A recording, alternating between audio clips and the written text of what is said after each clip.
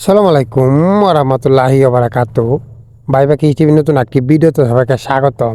আপনারা অনেকেই জানতে চান আমাদের এই টমেটোগুলো আমরা কীভাবে পাকাই, পাকার জন্য কী ওষুধ দিই। আমাদের ইউটিউব চ্যানেলে কমেন্ট করেন আসে আপনারা। আজকে এই সম্পর্কে আলোচনা করব ইনশাল্লাহ। আপনারা সম্পূর্ণ ভিডিওটি না টেনে দেখতে থাকেন। আসলে ইদানিং আমাদের কাজের চাপ প্রচুর, কাজের চাপ থাকার কারণে আপনাদেরকে তেমন একটা ভিডিও দিতে পারি নাই, কারণ আমাদের সব জমিগুলোতে কাজ এখন বর্তমানে। এইদিকে একবার ধানের জমিও প্রস্তুত করা হচ্ছে, প্রায় ধান রোপণ করা আমাদের এদিকে লেগে গেছে। তাই কাজের চাপ বেশি হওয়াতে তেমন একটা ভিডিও দিতে পারি না।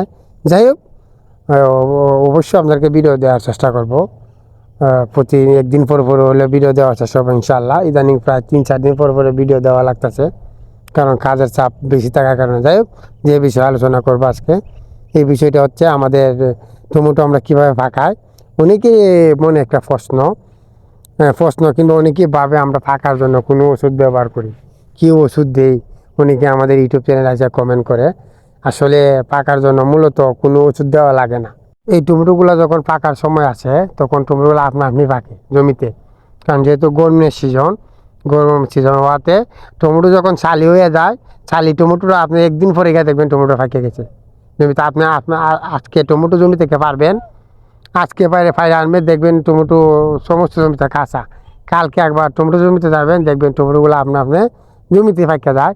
আর পাকার ওষুধ কোনো সময়, পাকার ওষুধ আছে কিন্তু কোনো সময়ই সরাসরি গাছে স্প্রে করা যায় না।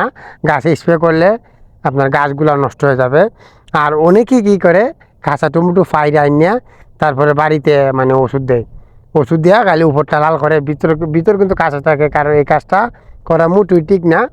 এটা মূলত যারা প্রকৃত কৃষক এরা এই কাজটা কখনো করবে না। এই কাজটা যারা মূলত প্রকৃত কৃষক এই কাজটা তারা কোনো সময় করবে না। ওষুধ দেওয়া বাড়িতে না পাকাবে না। আমাদের টমেটোগুলো আপনারা দেখতে পাচ্ছেন, আমরা 12টা-1টার দিকে টমেটোগুলো পারি প্রতিদিনই। পারার পরে বাড়িতে আইনা বাড়িতে ফ্লোরো ডালিয়া যে কোনো একটা কেতা কোথায় ঘুরাইতে রাখলে তারপরে আলহামদুলিল্লাহ দেখা যাচ্ছে রাত্রে তারপরে রাত্রিবেলা আমরা কেরেটে ভরি টমেটোগুলো সুন্দরভাবে। কিছু যে টমেটোগুলো বেশি বাদ যায় না, তারপরে যে টমেটোগুলো বাদ যায় 1-2-3 কেজি যা ওই বাদ হয় পাকিয়া খাওয়া। তারপরে অনেক সময় 1-2টা টমেটো পচা থাকে। এই টমেটোগুলো বাচ্চা তাইরা তারপরে ক্যারেট কইরা, তারপর ক্যারেটটা গুঁড়া তোরা কি দেখা যায় সকালবেলা মোটামুটি একটা লাল হয়ে যায়। আর আমাদের টমেটোগুলো একদম বেশি বা ফাঁকাইতে পারি না, কারণ আরও লাল করা যাইতে জমিতে, আরও লাল করতে পারি না। কারণ হচ্ছে আমাদের যেহেতু উফে জাল দেওয়া নাই, বাসের কারণে জাল দিতে পারি নাই। জাল কিনে আনছি ঠিকই, কিন্তু এবার দিতে পারি নাই। জাল না দেওয়ার কারণে আমাদের টমেটোগুলা একবারে জমি থেকে লাল করে আনতে পারি না। নইলে একদিন মানে শুধু লাল বেগুনটা পারলাম হয়, যে বেগুনটা ফাঁকা বেশি এটা পারলাম হয়, ইশার বেগুনটা পারলাম না।